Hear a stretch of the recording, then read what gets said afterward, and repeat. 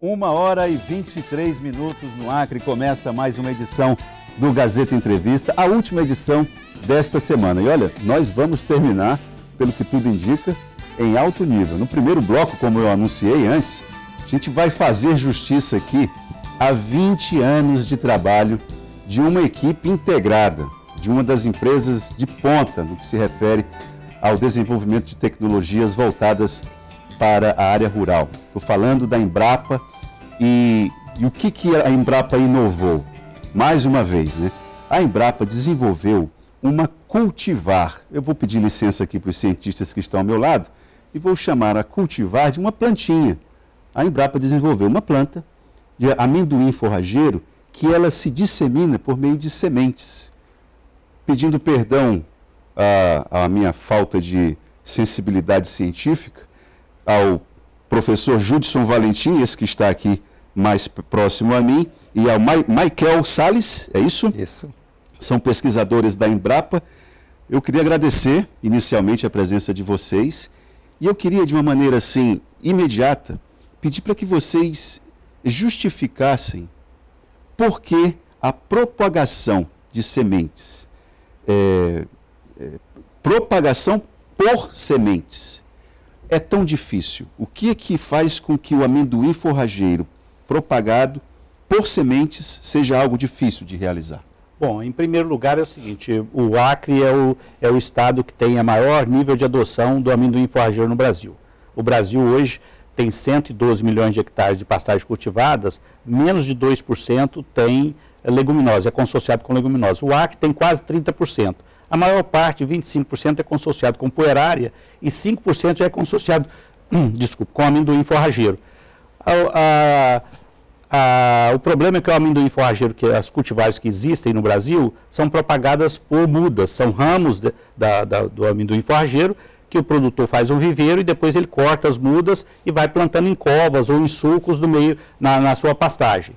Isso é uma atividade que demanda muita mão de obra, né, e mão de obra está cada dia mais escasso no meio rural, e os produtores então demandaram a produção, a cultivar propagada por sementes, né? E aí esse processo começou há 20 anos, nós conseguimos identificar plantas no campo que tinham produção de sementes. A cultivar Belo Monte, que é a que os produtores plantam, ela praticamente não produz sementes. Então nós conseguimos identificar uma cultivar para algumas plantas, algumas plantinhas, como você disse, que produziam mais sementes. E aí nós fomos selecionando essas plantas, né? E aí fomos avaliando se essa cultivar também era tão produtiva como a Belmonte, se ela se adaptava bem e tal.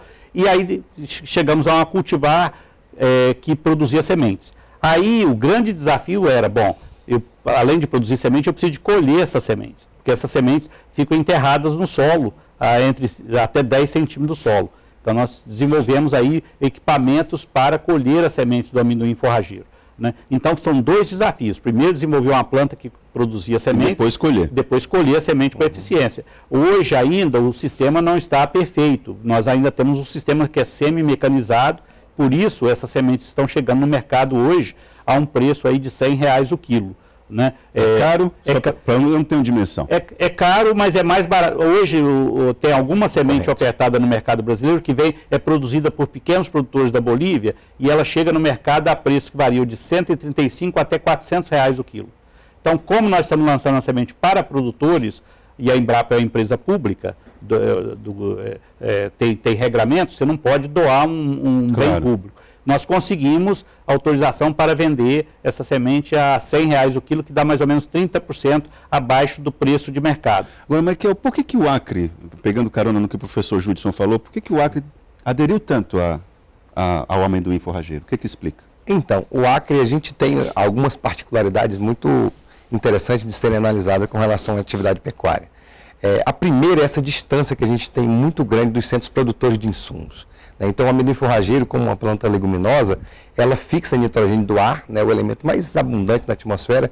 Essa planta ela consegue, através de uma associação com bactérias do solo, ela consegue tirar esse nitrogênio, fixar nessa planta e transferir no ambiente forrageiro.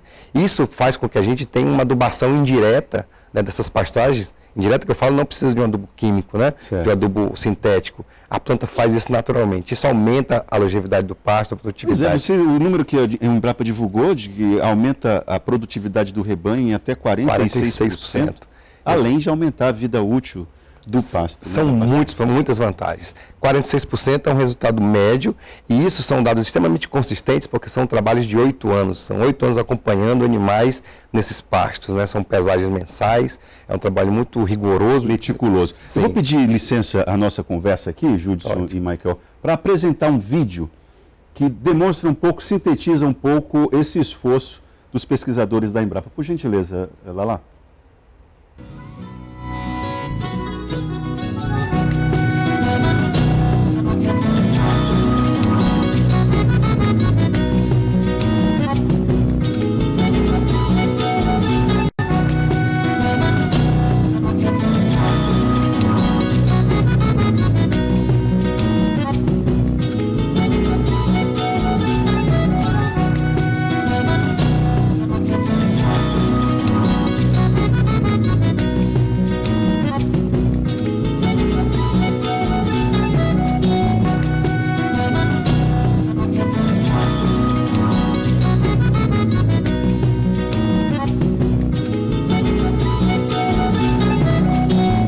Professor, o que o vídeo coloca que o senhor pode destacar para a gente? Bom, em primeiro lugar, as grandes vantagens do amendoim forrageiro, como o Michael falou. Né? Primeiro, com o amendoim forrageiro, você consegue aportar, através da fixação biológica, cerca de 150 quilos de nitrogênio, que equivale a mais ou menos 330 quilos de ureia. Se o produtor fosse comprar isso custaria para ele, por ano, mais de R$500 por hectare. Então, isso é uma economia substancial. Por quê? Porque o adubo aqui, ele vem lá, transporte de caminhão, ele custa muito caro, mais de R$2.300 a tonelada de ureia aqui. Esse produtor que tem amendoim forrageiro não precisa de adubar o seu pasto com ureia. Primeira economia que ele faz. Né? A segunda é que, por ter mais proteína, o gado vai ter aquele aumento de ganho de peso aí de 46%. Pra você ter uma ideia, ali no vídeo está mostrando um produtor que já está hoje obtendo 12 a 15 arrobas de produção de peso vivo por hectare, quando a média nacional é 6 arrobas. Mas tem um potencial de produzir 35 arrobas por hectare ano. Né? Se ele usar com mais eficiência, manejar melhor o pasto, etc. e tal. Outro dado importante que o Michael obteve também foi uma redução no tempo de recria, né? De praticamente 50%. Você passa de 22 meses para 13 meses no período de recria. Então, são muitas vantagens que o amendoim forrageiro traz para os produtores. Né? Com a grande vantagem que aqui no Acre, alguns produtores são fazendeiros, já têm essa expertise, já têm essa experiência no uso, e é muito fácil o produtor é o seguinte, ele adota muito quando ele vê um outro produtor fazendo uma coisa diferente, dando certo e ganhando mais dinheiro, a gente chama de adoção por inveja, né? Ele olha alguém fazendo e fala, eu também posso fazer. Michael, dialogando com o que o professor falou, essa tecnologia está acessível ao pequeno produtor, porque a Embrapa, toda essa tecnologia pode correr o risco de ficar restrita a um nicho, a uma elite da pecuária, a criana especificamente. Como é que está essa situação aqui? Ela está disponível, hoje ela é disponível e ela está ao olho, né, de qualquer pessoa que queira ver ela em pequenos produtores também. Ela é muito recomendada para produtores de gado de leite, por exemplo. A gente tem trabalhos com gado de leite diretamente, com bancos de proteína, é uma outra forma de utilização do amendoim forrageiro, plantar ele em áreas exclusivas para as vacas pastejarem durante um curto período do dia, né? Tem propagação por sementes ou por mudas, então o produtor não precisa comprar se ele não tiver condições. O que nos motiva a nossa vinda aqui é a propagação por sementes. Aí eu queria saber como é que o pequeno produtor... O pequeno produtor pode comprar uma quantidade pequena de sementes, fazer um viveiro e propagar depois por mudas. Por exemplo, a cultivar, embora ela também produza sementes, ela também pode ser propagada por mudas. Então, vocês dão essa assessoria para o pequeno produtor? Sim. A gente tem no site da Embrapa, né, quem tem acesso à internet, pode encontrar lá uma vasta uma gama de publicações muito grande, a gente tem muita publicação. E a gente também dá vários cursos, palestras falando a respeito disso. Essa semana a gente está numa divulgação muito mais intensa por conta do lançamento.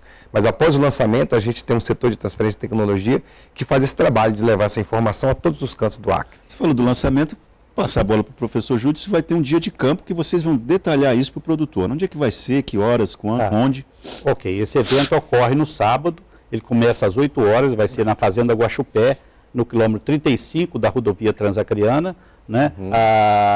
É aberto a todos os produtores que quiserem ir. A Embrapa está disponibilizando vagas limitadas, um ônibus que deve sair da Universidade Federal do Acre. Que horas, que é às 7 horas da manhã. 7 horas da manhã do sábado. Como as vagas são limitadas, quem tem interesse precisa ligar para o pessoal da Embrapa para tentar agendar uma vaga. Número geral lá que possa ligar? Tem, é o 3212-3200, é o número geral da Embrapa, e pede para falar com o pessoal da transferência de tecnologia, que lá tem uma pessoa que está agendando as vagas no ônibus.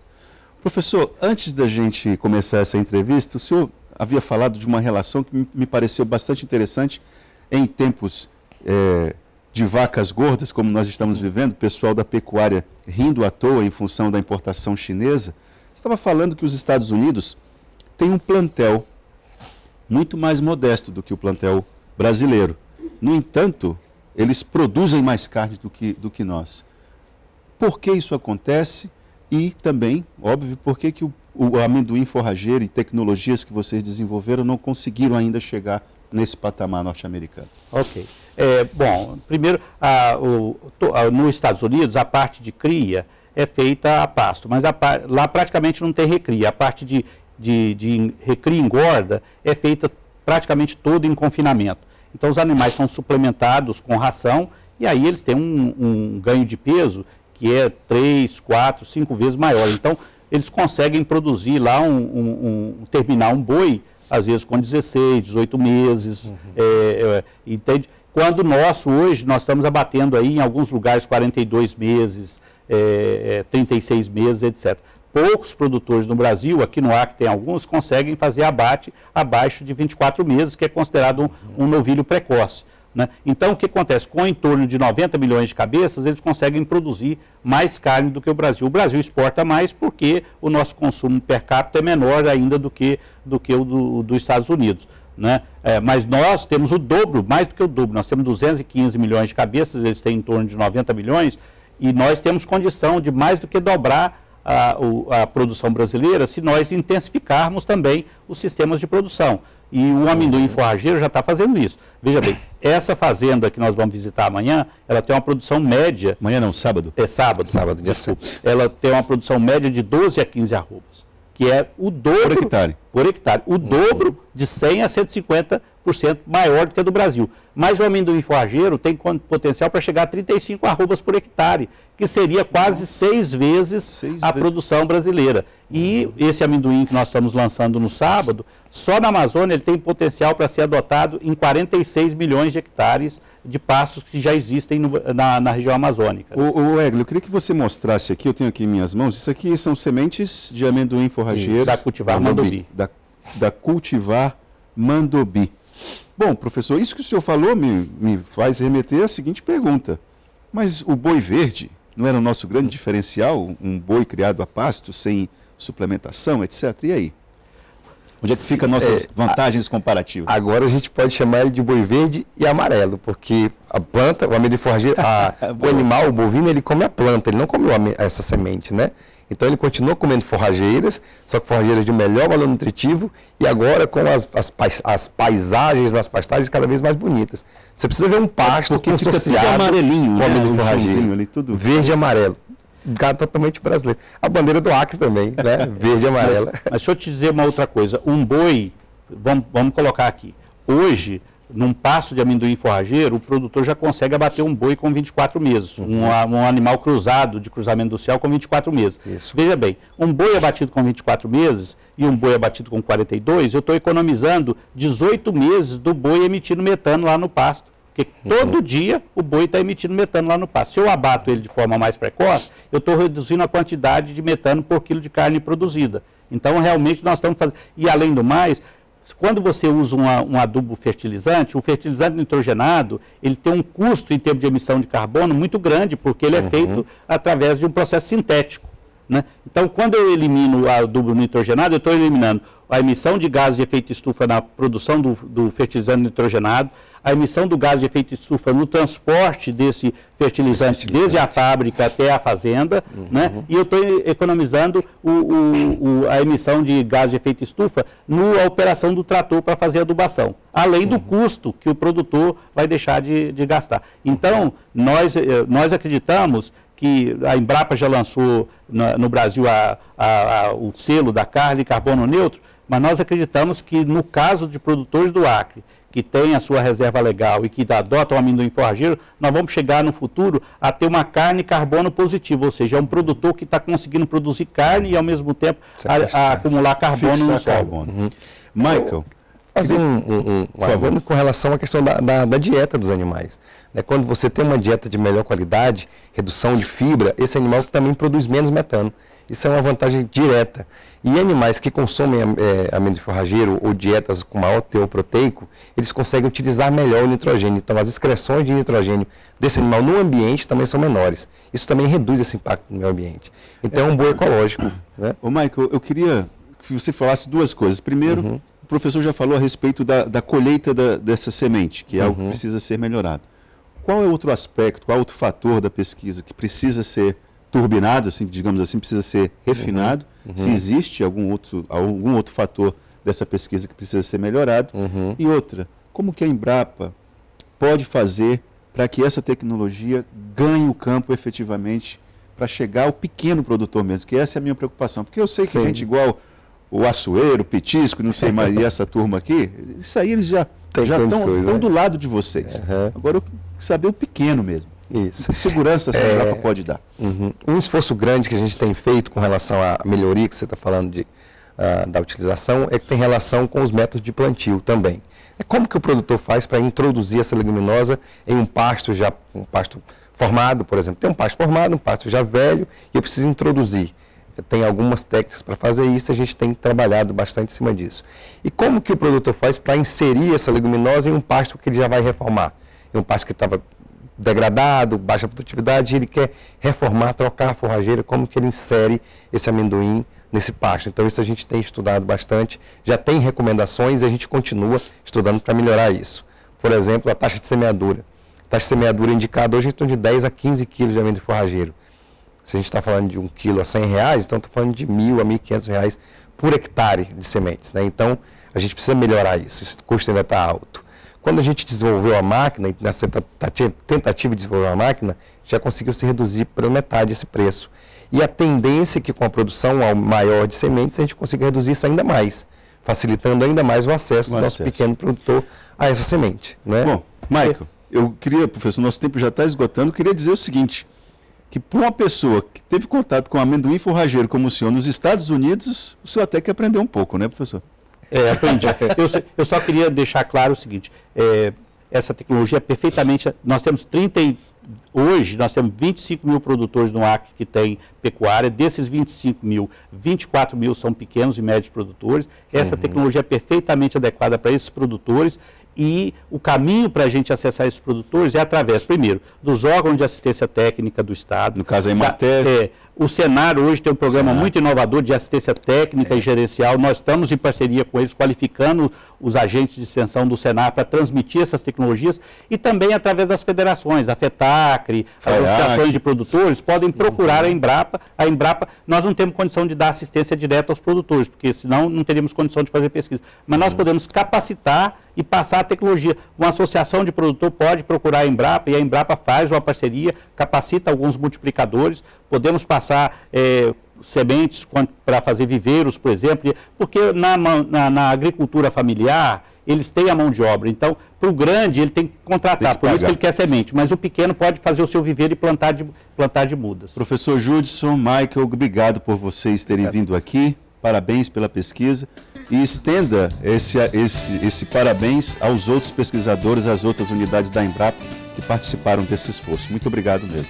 Nós voltamos logo após o intervalo, falando a respeito de um problemão envolvendo o setor de farmácia.